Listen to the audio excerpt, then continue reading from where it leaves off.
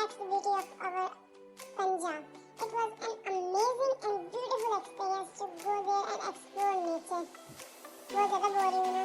So come on, let's begin the vlog.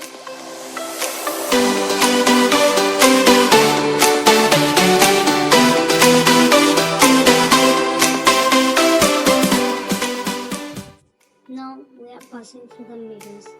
There are very large trees. It will take 20 minutes to reach at the waterfall. Till then, enjoy the green areas.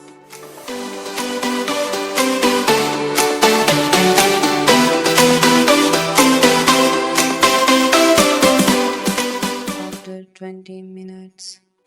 We had reached at the waterfall which is caused by the rain of months of season, as it is says. इसको समझना पड़ेगा हमें कि जब बारिश आता है तो पानी आता है, तब ज्यादा बारिश आता है तो ज्यादा पानी आता है। आपको पानी नजर आएगा जब बारिश होता है।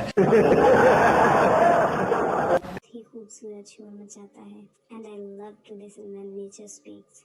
So listen it with me.